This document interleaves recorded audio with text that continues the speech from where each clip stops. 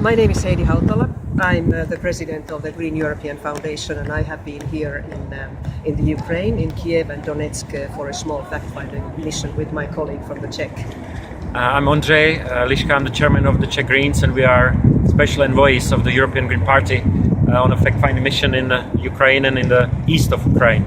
And we had the feeling that in our countries very little is known about the root causes of this acute crisis in Ukraine. We definitely wanted to speak to as many as we could in a short time. We met very interesting people in Kiev. We spent time in Maidan. And what did we discover there, Ondrej? Firstly, there is a big lack of information. People even from within Ukraine don't know what is really happening on the Russian-Ukrainian border. They would very much appreciate neutral, independent, proven information channels. They really lack.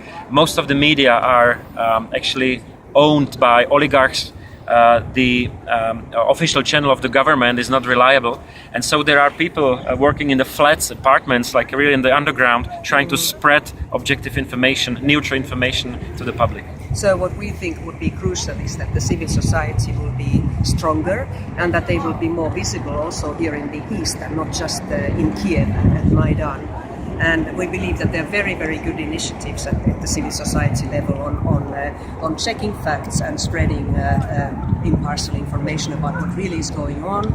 Because what is going on here in the east of Ukraine, in the vicinity of the city of Donetsk, where we are now, it's a kind of a silent invasion. It's information war, and certainly there is a concern that the Russian troops will start a real aggression across the border. What we've heard from almost everybody we met in Kiev, in Donetsk here at the Russian border, is that people appreciate very much the European perspective of Ukraine. They want to be part of it. They want Europe to have a stronger voice. They want to transform the country after Maidan to a non-corrupt, good governed country.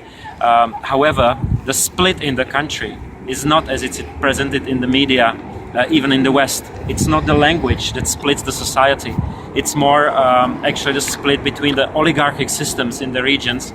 It's more the need or desire to live a better life. It's definitely not the language that some of the propaganda is trying to say.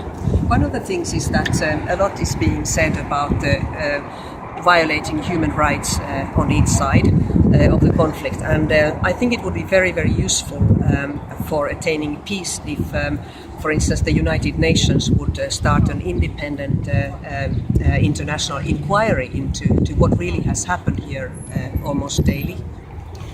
We believe very much that the outcome of our fact-finding mission here in Ukraine is that the Greens should push for a stronger voice of Europe, for a sovereign, democratic Ukraine, to support civil society in all regions of Ukraine.